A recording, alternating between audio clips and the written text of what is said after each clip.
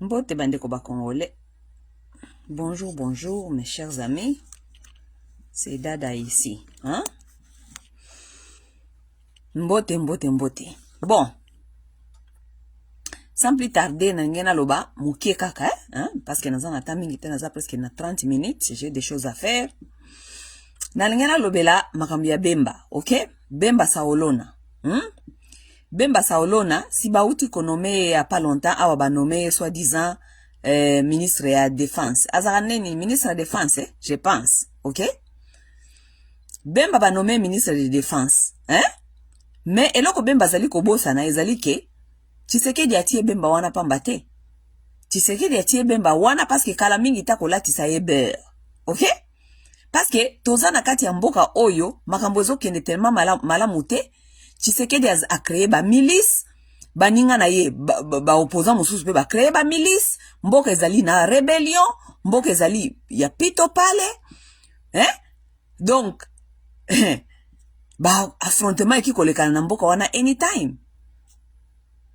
Sikoyo Félix azui mutu akozwa mutu ya zoba na ye oyo akoki kolatisa beurre n'importe quand ezali Bemba. Bemba, Félix atie yo wana eza pona bolamu te.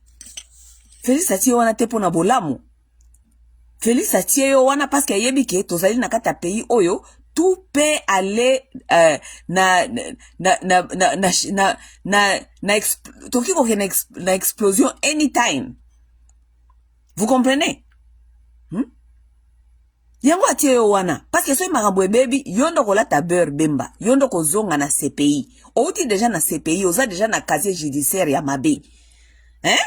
Soki makambo baby na mboka wana eke guerre civile ekoti Bemba nani nda kolata beurre wana yo Bemba yo bakoloba ke ministre de la défense tout ça on n'a pas vu ça venir ou prévenir à qui l'autre côté quelles sont les mesures que tu as mis sur place et tout en place ça Bemba ngo paza zoba Bemba ngo tellement zali zoba est-ce que bakoki côté au ministre de la défense si ma ulio sala musala na yo a ministère de la défense ozali kokende ko sala campagne présidentielle ya président même seulement non seulement ko sala campagne présidentielle ya président mais ozali même koluka ko s'affronter na ba opposant mosusu oyebi ke ekoki ko créer frustration kala Bemba ngone gazazoba mais on ne comprend rien dans ce pays là.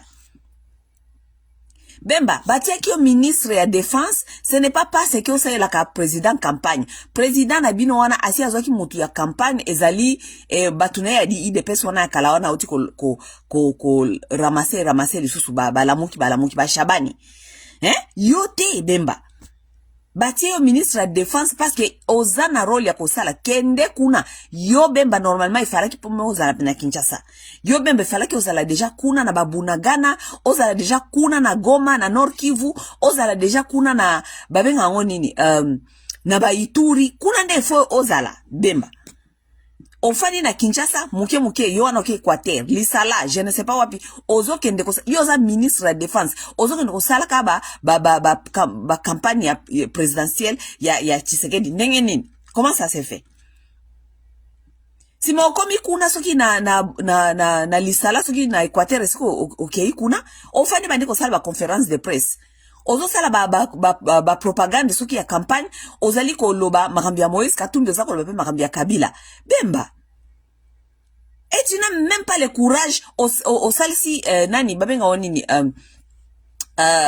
au salisi soki conférence de presse au fandi si ba journaliste ozo sa ba journaliste olobini bango ke obi mutu wana ya mandefu wana zalaka na Kinshasa wana azali kolinga ko bomisanga azali kolinga ko bomisanga Bemba yo za ministre ya défense okoki lelo déjà ça fait 5 ans Kabila tikele bino espace n'est-ce pas yo batie yo ministre de la défense soki ozali na problème na Kabila mais ça c'est au un des moments na yo on se venger contre Kabila n'est-ce pas pour qu'on se venger contre Kabila est-ce qu'il faut ya ko banda ko lobake mutu wana ya mandefu d'ailleurs tu as même peur de dire son nom tu n'as pas dit son nom Bemba hein si tu as un problème avec Kabila dis son nom. Ok? Et le problème avec Kabila, ce n'est pas le problème personnel de Bemba. Problème ya Kabila, c'est le problème ya Mboka. ce que Kabila a fait au Congo et ce que Kabila a fait aux Congolais. Yo soki batie wana comme ministre de la défense, problème na yo na Kabila ezali personnalité. OK? Problème ya Kabila ezali problème oyo ndenge nini ya pie Congo, ndenge nini ayibi kingakati, ayibi 12 villages pa ya batu, ayibi kingakati, tout ça Kabila a des comptes à rendre avec les Congo, pas avec toi, Jean-Pierre Bemba. Au commissi yango problème ya Kabila, bino bo commissi problème ya Kabila ondre ezali eloko personnel, et comme problème na bino moko personnel. Mutuwana ya mandefu, alingaki ya bomisa ngai, mutuwana ya mandefu, oyebi combien de fois alukisa kingai, oyebi mutuwana ya mandefu, est-ce que problème ya Kabila ezali problème na yo personnel ou bien ezali comment? Regarde-moi les gens qui sont soi-disant sur la tête de ces pays-là, ba dirigeants na bino bazali ko diriger bino. Bango wana nde mindset na yango wana.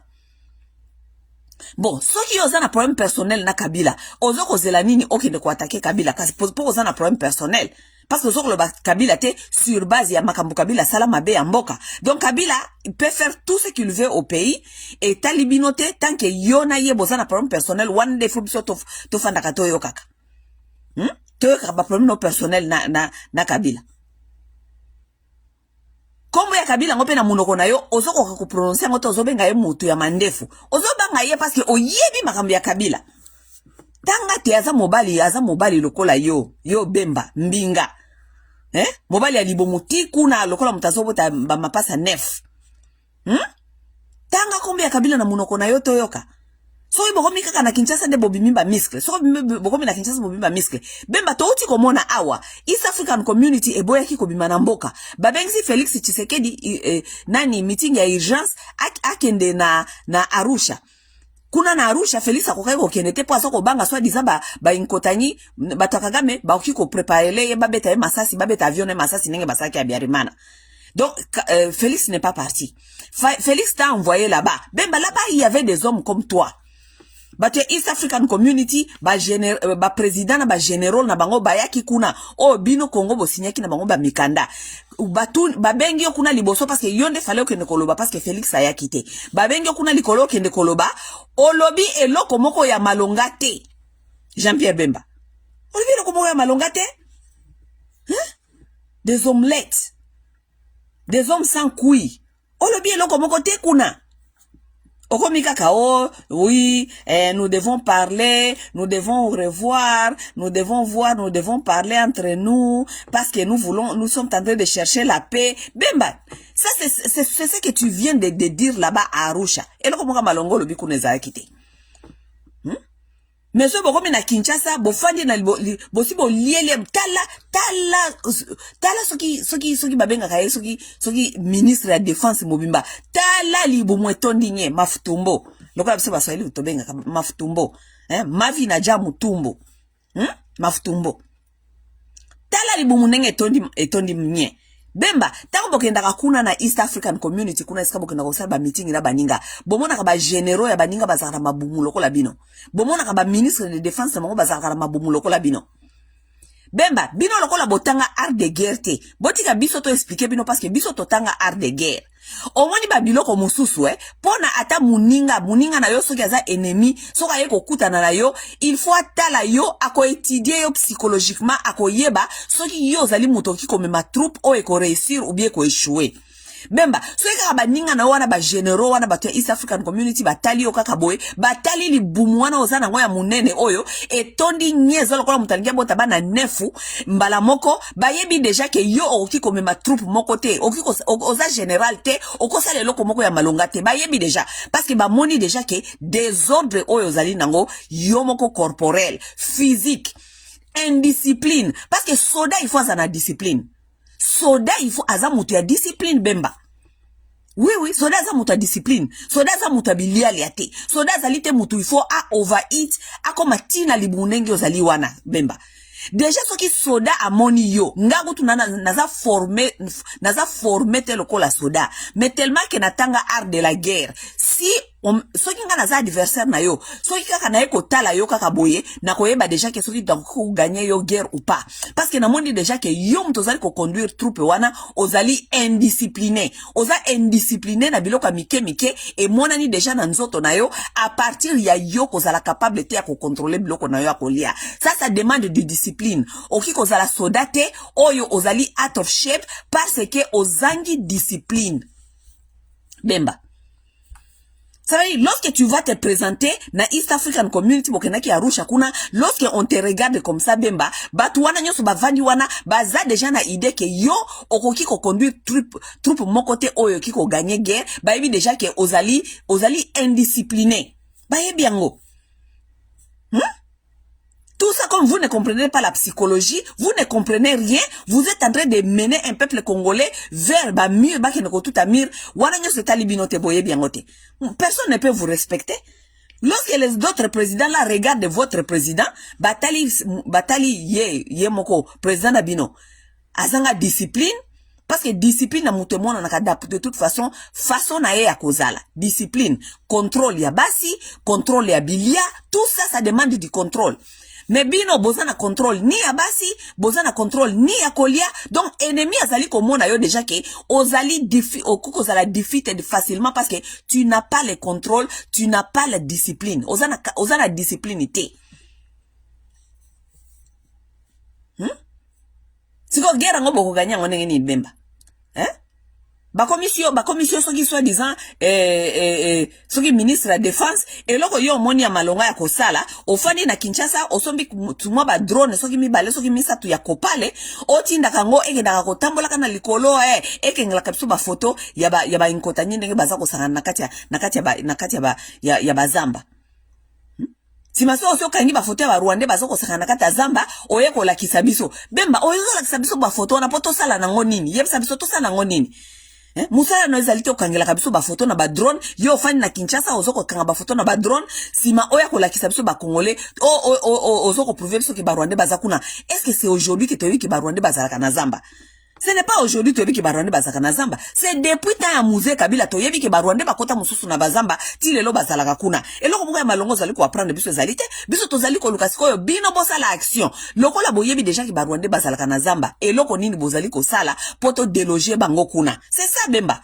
Musa no ezalite ko no sola soso ki ba drone mi bale misatu oya susu no mo ba drone wana oke no kangela so ba foto ba Rwanda na kata zamba oya ko lakisa biso ke baza kuna tozoko mona bango.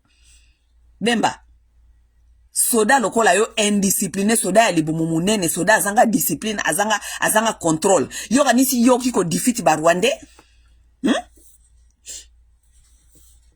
bozangi miscle yako gérer East African Community bozangi miscle yako gérer Kagame mutu bomoni sikoyo point faible na bino mayo faible sikoyo mutu yakobanda kolanda Bemba okomi kolandana na Katumbi yo kolanda na Katumbi kolanda Katumbi te tu n'es pas là pour na kolanda na Katumbi ozali wana pona kokende kuna na Ituri na Nord Kivu nde place il faut zala obandi kolanda na Katumbi tozali koyoka parce que kuna na lisala soko siko zalaki na babenga oni na Equateur osali meeting populaire toza mutu wana oyo candidat ba étranger tozali kolandela ba conversation na ye azali ko sololaka na batu ya M23 tout ça Bemba bêtise wana bokanisi bino kaka nde boza bakolo bêtise mutu muso akosa bêtise te Bemba yo tango zo so na Museveni nana bande ko kolandela ba conversation na yo eti lelo tango so la kana ba Museveni nana landela ka conversation na yo Bemba bango basi baye na Museveni basi baye na Kagame tomoni yango nanu tomoni bango te mais yo ya na Museveni muninga na yo Felix ayaki na Kagame tina Kinshasa bazoyebisa biso yo nani obo ya Kagame sikoyo botiki makamuna bino bobandi ko yebisa biso ke mutu wana mususu azako solala ba M23 Bemba tuna Felix tangu ye na 2018 na 2000 combien ba campagne oti koleka wa kalate yao Kabila apesi bino po apesa ki Felix pouvoir tangu Tshisekedi na Kamere bazokende ba campagne bazako solana nani bazo solana M23 na James Kabarebe bata M23 bayaki ko ebisa biso vérité Pourquoi est-ce que bazongeli minduki? Parce que na tangu ya campagne bazalaki contacté par Félix na Kamere. Félix na Kamere baisaki bango ke mettez-vous en position parce que soki Kabila meki ko se maintenir na pouvoir toko pelisa moto na mboka oyo boba na masasi to pelisa moto. N'est-ce pas Félix na Kamere baisaki bata M23 bongo.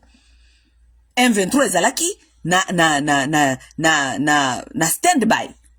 Ezali kozela soki Kabila se maintenir na pouvoir ba appliquer accord oyo bazalaki nango na Kamere pe na Félix ba ya kotia moto na mboka. Moto mboka epela moto, n'est-ce pas? Ba accord na bango zalaki ke soki bango bazui pouvoir bako zwa M23 bako incorporer yango na kati ya armée. Wana ndezaki accord na bango na M23. Mais soki Kabila se maintenir bo pelisa moto na mboka. Ko pelisa moto na mboka wana nana lingaka zika. Biso ba Congolais deto lingi to zika.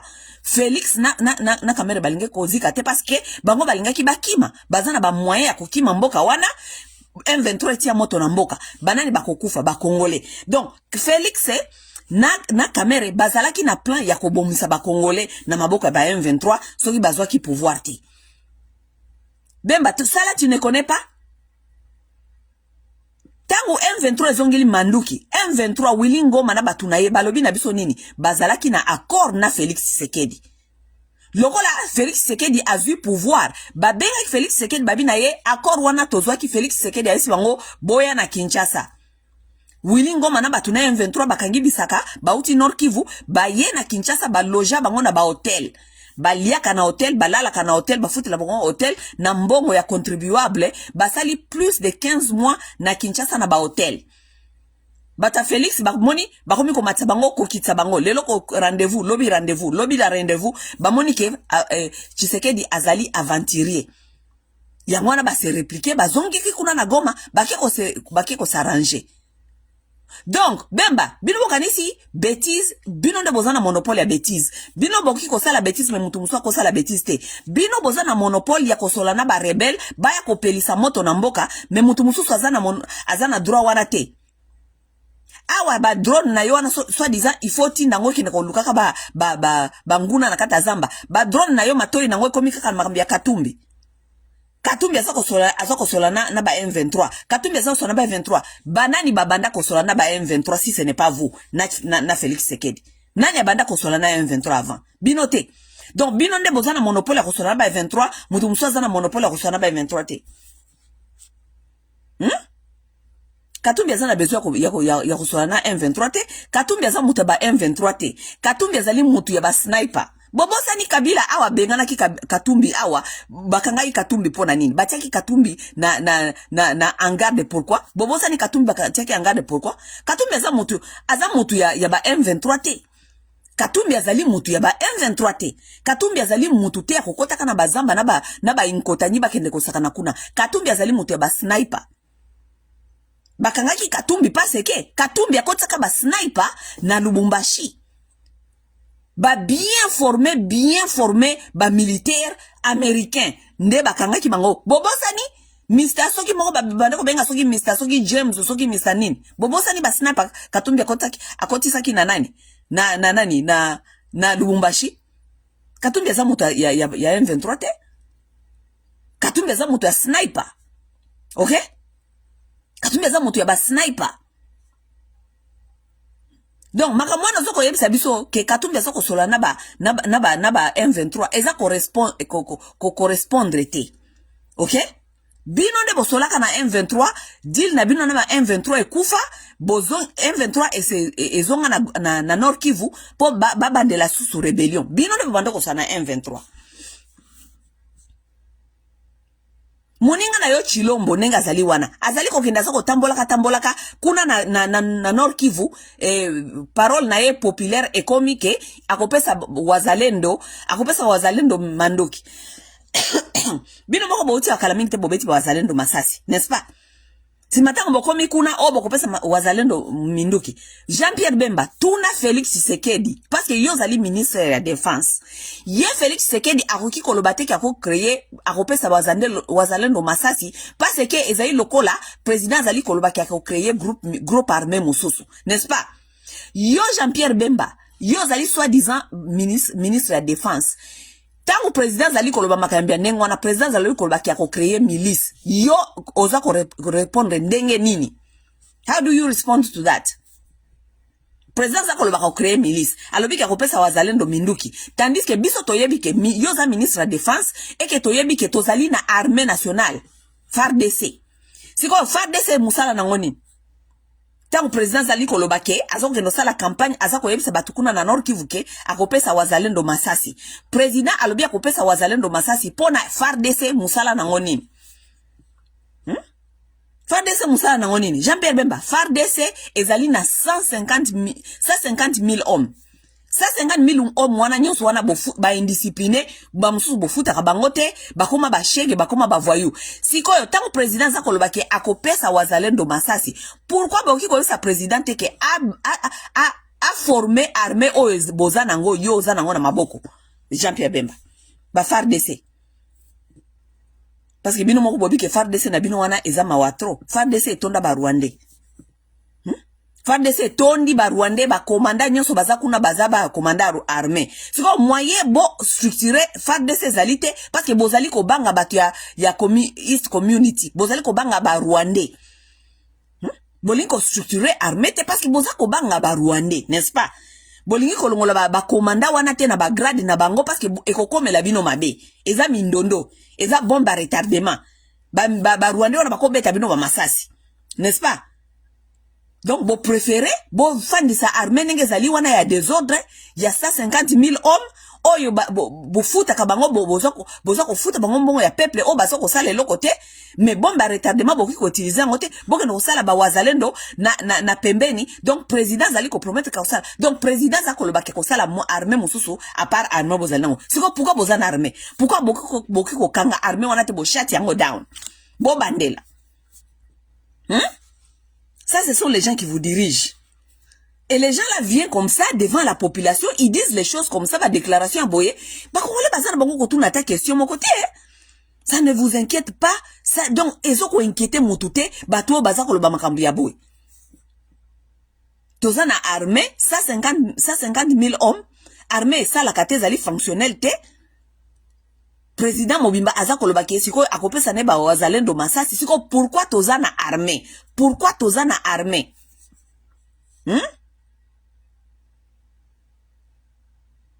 Jean-Pierre Bemba oko simba yo Félix Tshisekedi atio wana pamba te.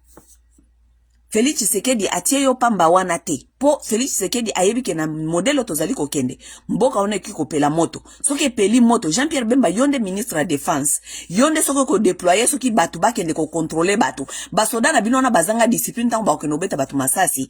Tango ko bima mabe na miso communauté internationale. Yonde ko lata beurre. Félix n'est pas si bête que ça. Yonde ko lata beurre Jean-Pierre Bemba. Ko lata beurre. Oh, Katumbi azoli alingi ko pelisa moto na mboka wana apelisa moto te pona nini. Tango bino bokende ko zwa agreement ke M23 apelisa moto nana tuna kibino. Nana kanga kibino. Nana kanga ibino tisiko. Po makambo M23 eko ebisa biso wana ye kamere na Tshisekedi ndesikoyo. Il faut baza na prison. Cour militaire fallait juger bango na makambo M23 auti koloba wana parce que ti lelo kamere na Tshisekedi batikala jamais ko démentir makambo M23 ki koloba. Ndenge bayoka na kina M23 tia moto na mboka soki Kabila pesi bango pouvoir te. Cour militaire fallait que juger président na bino na kamere sur les propos donc M23 qui ko accuser bango. Siko abo bandiko bisa soke yo Katumbi alingi apelisa moto na mboka. Katumbi alingi apelisa moto na mboka. Mais apelisa kaka mbala moko parce que mboka ngo modèle tozali kokende eza lokole eza lisusu mboka te. Peut-être moto wana il faut to pelisa na mboka nde il faut epela penza comme ça on recommence tout à zéro. Peut-être c'est ce qui doit arriver. OK? Peut-être c'est ce qui doit arriver. Parce que bino bokanisi bino nde bozana monopole ya kopelisa moto na mboka, mutu mususu aza na droit ya kopelisa moto na mboka.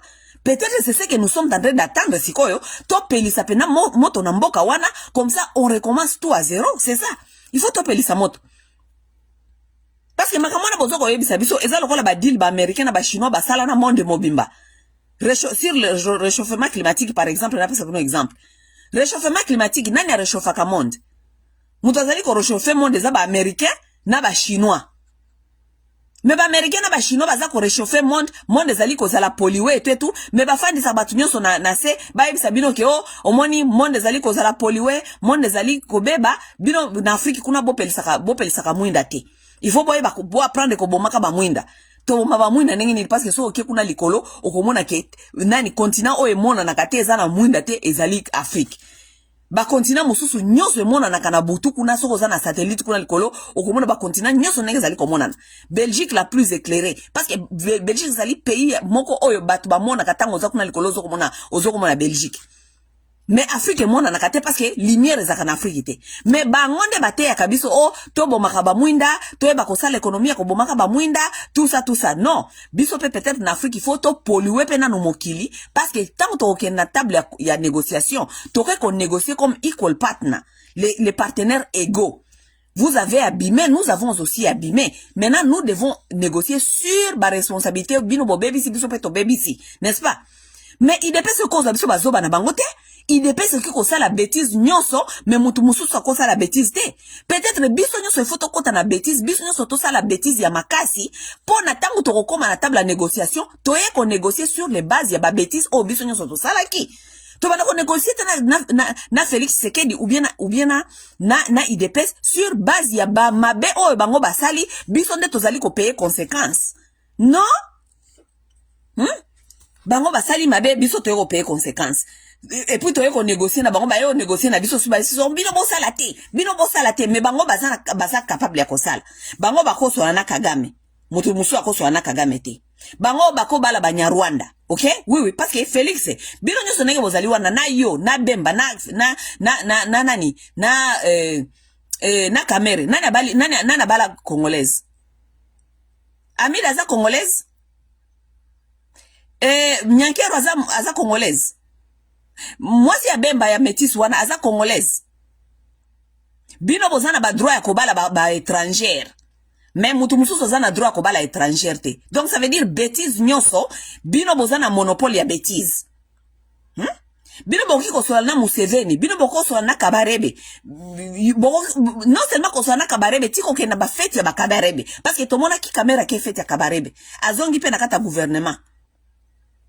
Tomoni Félix ake kozela biso Kagame ayena yeti na Kinshasa biso bino banani bobo ya Kagame mais mutu musu akoso ana Kagame te bino boki kosala nyonso vous pouvez tout vous permettre bosola ki na Moïse awa bolie na ye pona avantage na bino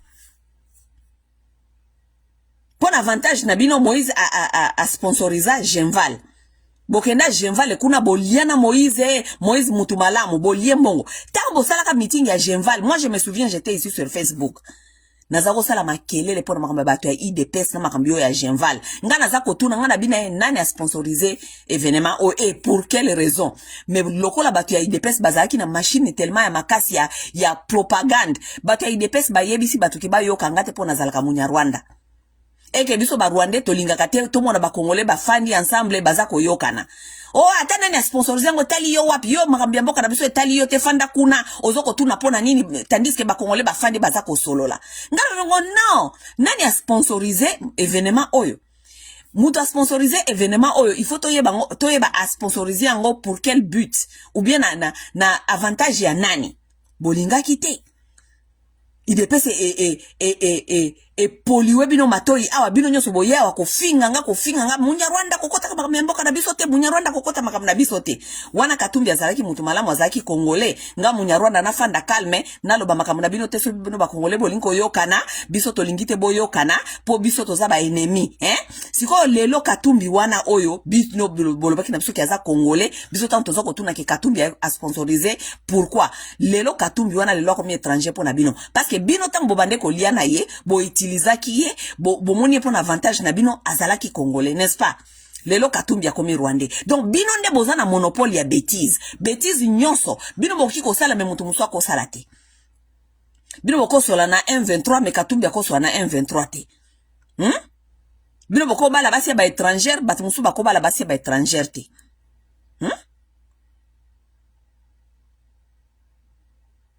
bino wana bobandi ko yebisa biso ba candidat étranger Félix azali candidat nani Félix azali candidat ya nani monopole ya bêtise ya bino biso sikondo totala kabino mais peut-être botika pe Katumbi pe azwa nanu pe ba mercenaire po Katumbi yaz azamutu ya ba sniper Katumbi yazwa ka ba sniper et puis je l'encourage dans ça Katumbi zwa ba sniper zwa moto il faut pela na mboka wana comme ça biso nyoso toyeba ke biso sosala ki ba bêtise pourtant tokoya ko fanda na table ya négociation to négocier sikoyo comme ba equal partner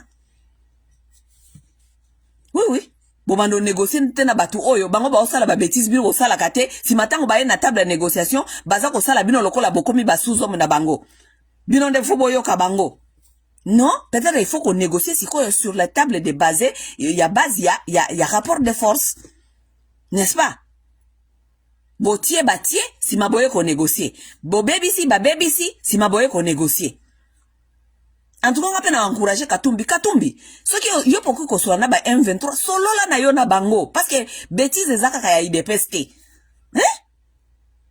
bêtise ezaka ya IDPS te so ko nko so na ba M23 solo la na ba M23 so linko so na batu o ba ko ya ko ede yo pe solo la na bango bino nyoso boya bo bebisa bo beta masasi si mboka e panzana si mandeto ya siko ko fana na table ya négociation makamwana EDPS azali koloba wana ezokota na litoi moko ebimi na litoi mosusu toza atakuna te nous ne sommes pas là pour vous accompagner dans vos bêtises Katumbi yoza mutu ya ba sniper zwa ba sniper na yo nengo zwa kabango zwa ata ba 20 sniper ata ba 50 sniper po ba sniper ba yebi opération Katumbi azolo beloko te bino kasi Katumbi azolo ba afandi wana be epaza bolole yo kasi Katumbi ninga afandi wana yepaza ko sala campagne na ye aza bolole ayaki kaka po a perdre il est venu seulement pour perdre n'est-ce pas mbaloyo to bokokuta na peut-être na likambo fallait pas bokuta na nango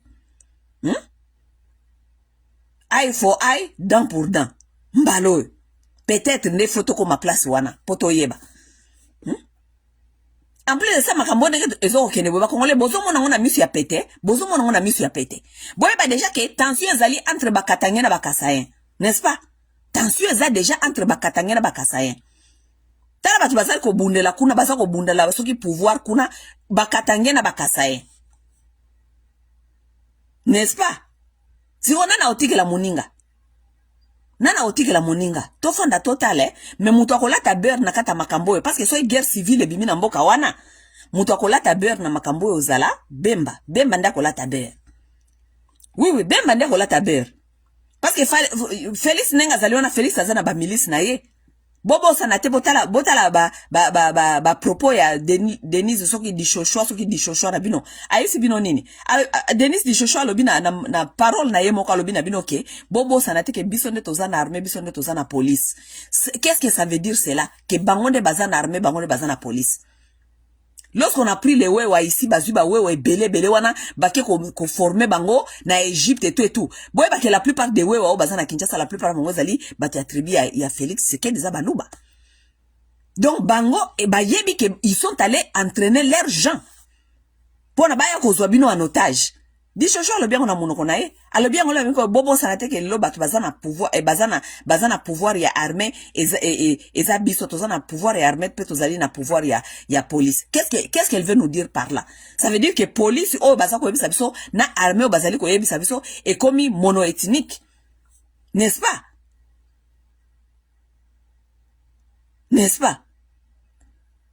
Bemba yonde kolata beurre tozo ko zela makambo ebeba so makambo baby yeba ke Bemba yondo kolata beurre OK okozonga CPI mais place bazali ko zela o Bemba okende ko ulakisa ba muscle na yo ezali te na yo soki ministre de la défense okomi ko sala Tshisekedi campagne ce n'est pas là où on est na tête de t'attendre baza ko zela yo okende kuna ko bundisa ba Rwandais okende ko déloger ba Rwandais ozola kisa su ba photo na bango mikolo nyonso baza ko sala na kata bazamba kende ko déloger bango va déloger ces gens là kende ko lakisa ba muscle na yo kuna Félix Tshisekedi alobi na biso awa aza ko tambola ayebisi biso ke ba candidat ba étranger wana mususu ata moko na bango te aza ko koloba munoko na ba campagne na bango baza ko koloba te kombo ya nani ya Kagame. Félix Sekedi, tongo tipo kwa mikolonyo swawa, e comme elio, phrase no ya propagande. Ozoko loba, Kagame.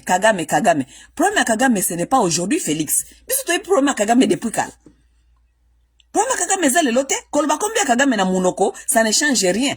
Yo zolo ba combien Kagame na munoko. Ça change quoi sur le terrain? Échanger ni n'échanger le côté?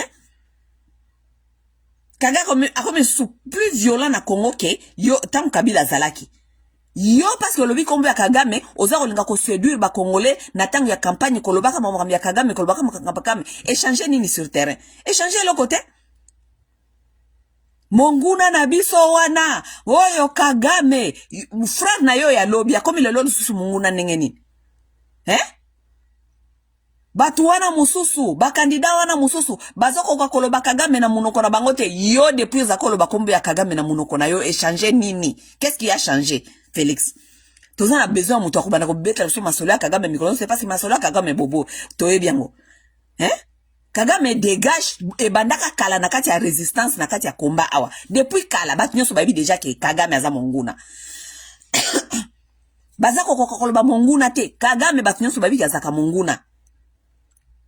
Tozoko zela te oyebisa biso na ko affirmer biso confirmer que Kagame aza monguna tozali ko zela yo o déloger Kagame, c'est ça le problème. Yo zoko loba Kagame oui, mais banika peut-être ba loba Kagame te peut-être bango ba yebi ninga ko déloger Kagame parce que yo depuis au kota wana o déloger Kagame to comme ça camarade au comprendre que Kagame a jamais cause la camarade ya moto, n'est-ce pas? Sikoyo, ulio déloger Kagame, mutnoko na yo tikali kaka tambolaka. Oh, banguna na biso wana, Kagame, munguna na biso wana Kagame. Non, ton problème ce n'est pas de nous dire, c'est munguna, toyebi munguna depuis kala. Mwana ya 2 ans na Congo lelo ayebi munguna ezalaka nani. Yo, musala no ezali ko déloger munguna. Ko déloger monguna bo déloger nengene parce que vous êtes même incapable ya ko déloger ba généraux na ba caporal ceux qui na banani o bazana kati ya FARDC. Vous êtes incapable de faire. Boko déloger ko Kagame nengene. Boko déloger Kagame nengene. Si vous êtes même incapable ya ko déloger tout moi ba rwandophone wana ba fadeli bino na kati armée. Vous êtes incapable ya ko déloger bango. C'est là-bas vous devez commencer. C'est là-bas vous devez commencer. Bokata nanu hémorragie wana baeko ko plantele bino na kati ya armée wana bokati kati yango bokati ba relation wana nyonso bolongoli batu wana meno boko kata ngote parce que bino moko bozolo ba makambo wana metango botunaka na mukongo bosolaka na batu wana makamana zo webisa Kongolo wana oh munguna na biso sali Kagame munguna na biso sali Kagame ezali déclaration de guerre soki Kigali tisiko na no ba répondre yote parce que ezali complot na yo na Kagame bosali nazo ko sala kaka propagande pona kosa ba Congolais balinga kabiloko ya ndenge wana mais ngai tango soki ba zongi singa awa to continuer ko travailler ensemble yo reste ba blague wana te parce que c'est que Chilombo est en train de dire na public wana monguna na biso tokolanda yeti kuna na Kigali tokolanda yeye Kagame et tout ba déclaration empty empty donc les déclarations vides ce sont des déclarations de guerre. Un président de la République commandant suprême ne peut pas dire cela devant son public ezali déclaration en guerre bande ko ba bolingo bino batozana mayele bino batosala armée bino batu bozana mayele bino batu bosala armée boye bisanga isoki déclaration na ezali te déclaration en guerre soki eza déclaration en guerre normalement Kigali fallait qu'il réponde déjà Félix mais Kigali ti sikoyo elobi elo côté bozo mona te eza jeu entre bango na bango ba Congolais balingaka ba séduire bango ba esi bango lokuta tika tolo ba aloba na ye tango akosilisa wana on fait no deal. Tant ba kosili sa akokende obisa Kagame abine oh non au moins toza ba voisins tofanda ensemble diplomatie nous sommes les hommes de la paix tout ça azong si diplomatie na ye les Congolais sont là-bas ouais yo kama kambu Félix alobi ouais asa ko ba kombi ya Kagame fara ouais non so ba kombi ya Kagame fara ça ce n'est pas un problème kende ko déloger Kagame c'est ça ce que nous attendons de toi OK. Bon, mes chers amis, je pense que nasili si pona lelo, toko so na mikolo zali koya parce que je dois partir, téléphone nanga komi kolela, OK? Donc ezala ki ndenge wana boy sa bemba bakolati sa beurre. bakola ti sa eber pakala que Félix connaît de quoi avec quoi il est en train de jouer azoko linga ko créer guerre civile entre bakasayen na bakatange parce que c'est là où nous allons. OK? Et mutakola ta guerre mutakola ta beurre wana ezali bemba ozozo nga prison kala mingi te peut-être ndeko aider le soki tsali bumwana bye.